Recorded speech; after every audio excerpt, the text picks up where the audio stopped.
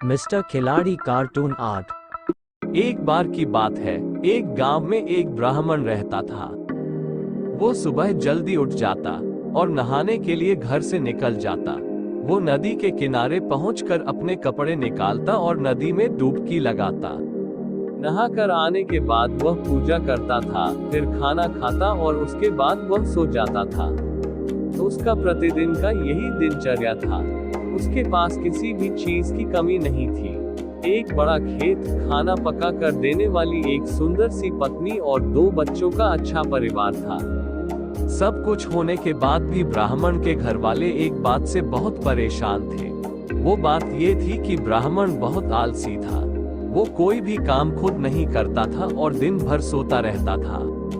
एक दिन बच्चों का शोर सुनकर ब्राह्मण जाग गया और उसने देखा कि उसके दरवाजे पर एक साधु महाराज आए हैं। ब्राह्मण और उसकी पत्नी ने साधु महाराज का स्वागत किया और उन्हें भोजन कराया। भोजन के बाद ब्राह्मण ने साधु की खूब सेवा की। साधु महाराज उनकी सेवा से बहुत प्रसन्न हुए और बोले, हे ब्राह्मण, मैं आपके सेवा से बहुत खुश हूँ। मांगो, क्या वरदान मांगते हो?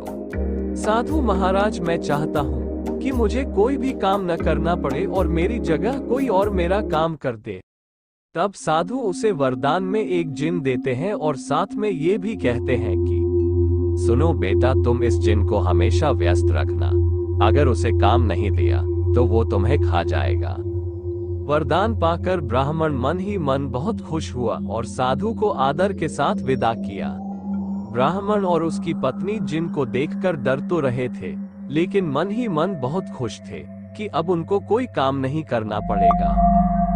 ब्राह्मण इतना सोच ही रहा था कि जिन बोलता है, हुकुम मेरे मालिक, जल्दी से मुझे कोई काम बताओ, नहीं तो मैं तुम्हें खा जाऊंगा। वो उसे पहला काम खेत जोतने का देता है। जिन वहां से गायब हो जाता है और ब्राह्मण की खुशी का ठिकाना नहीं रहता।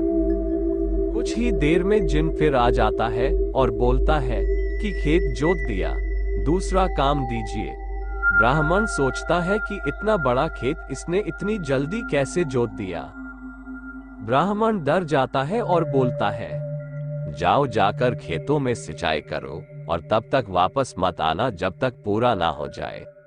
जिन फिर वहां से गायब हो जाता है और थोड़ी ही देर में फिर आ जाता है। जिन आकर बोलता है कि खेतों की सिंचाई हो गई मालिक, अब अगला काम बताइए, नहीं तो मैं आपको खा जाऊंगा। ब्राह्मण एक एक कर सभी काम बताता जाता है और जिन उसे चुटकियों में पूरा कर देता है। ब्राह्मण की पत्नी यह सब देख रही थी और अपने पति के आलसीपन पर चिंता करने लगी। शाम होने के पहले ही जिन सभी काम खत्म कर दिया।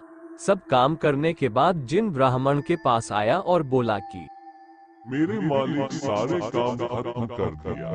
अब अगला काम बताओ, नहीं तो मैं आपको खा जाऊंगा। अब ब्राह्मण के पास कोई भी काम नहीं बचा जो उसे करने के लिए कह सके। उसे चिंता होने लगी थी और वह बहुत डर जाता है। जब ब्राह्मण की पत्नी अपने पति को डरा हुआ देखती है तो अपने पति को इस संकट से निकालने के बारे में सोचने लगती है। वह ब्राह्मण से बोलती है, स्वामी, अगर आप मुझे वचन देंगे कि आप कभी आलस नहीं करेंगे और अपने सभी काम खुद करेंगे, तो मैं इस जिन को काम दे सकती हूँ। इस पर ब्राह्मण सोचता है कि पता नहीं ये क्या काम देगी। अपनी जान बचाने के लिए ब्राह्मण अपनी पत्नी को बोला, ठीक है भाग्यवान, अब तुम ही कोई काम दो, वरना आज ये खा जाएगा हमको। इसके बाद ब्राह्मण की पत्नी जिन से बोलती है कि हमारे यहाँ एक कुत्ता है, तुम जाकर उसकी पूंछ पूरी सीधी कर दो। याद रखना, उसकी पूंछ एकदम सीधी होनी चाहिए। जिन बोलता है कि अभी यह काम कर देता हूँ। ये बोलकर वो वहां से चला जाता है।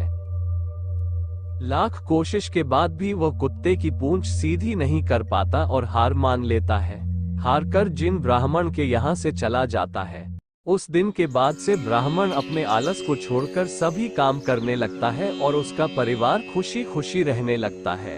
इस कहानी से हमें ये सीख मिलती है कि हमें कभी आलस नहीं करना चाहिए। आलस करने से हम मुसीबत में फंस सकते हैं, इसलिए हमें आलस छोड़कर अपना काम खुद ही करना चाहिए।